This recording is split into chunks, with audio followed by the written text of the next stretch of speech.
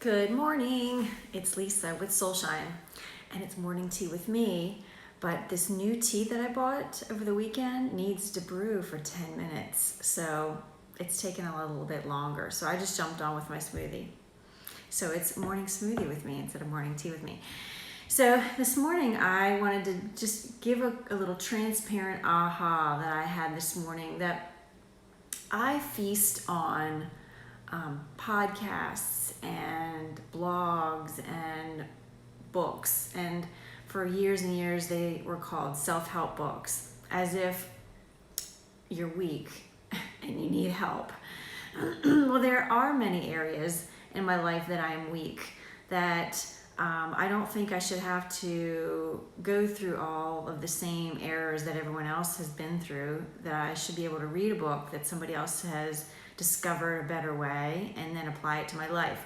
But here's what I wanted to talk about that I realized this morning. So most of these, if you haven't already realized, my morning teas with me are mostly aha moments that probably the rest of the world knows, but I have a feeling they don't because they're like me, in that with all of this gathering of knowledge, I find these great ideas and I'm like, oh, that's a great idea. Why did I never think about that?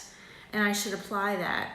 But then I squirrely get over to another area, another aspect of my life that needs help as well. And I think, that's a great idea too. I should be doing that. Well, now I've got all of these great ideas and I don't know which one to attack first and which one to deep dive into and apply to my life. So for instance, one of the books that I'm reading is called Profit First, and it's an amazing book. I don't know why I never read this before. It's been in my cart for Amazon for probably a year. And one of the things it asks you to do, or kind of instructs you to do, is create different accounts through your bank so that money can divvy up into these other accounts, and it's leaving you with the actual amount that you can spend, so that you don't bank balance buy, where you just kind of like log into your account and say, oh, I have X amount in, I can spend X amount.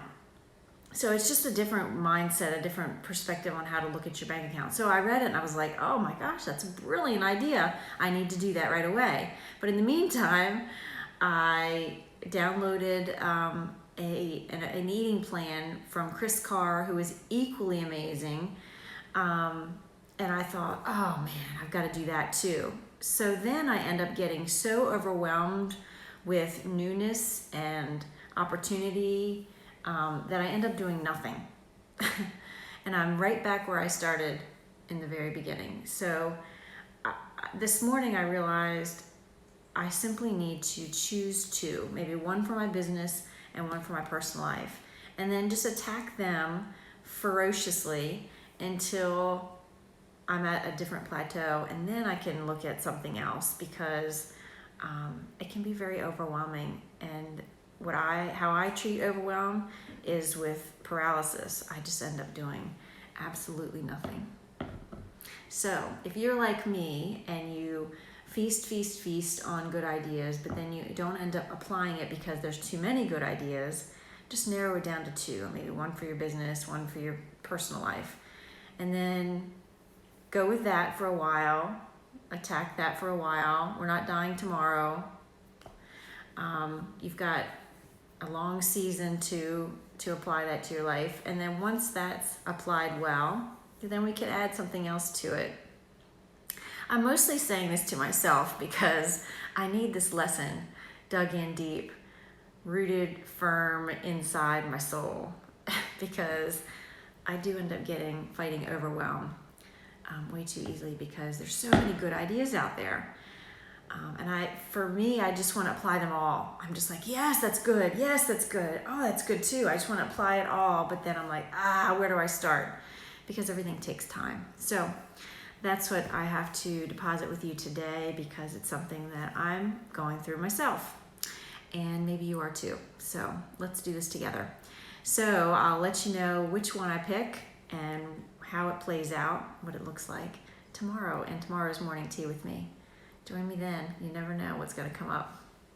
Until then, know that I'm sending you much love, and I hope you have a most marvelous day. Love you much. Mwah, mwah, mwah.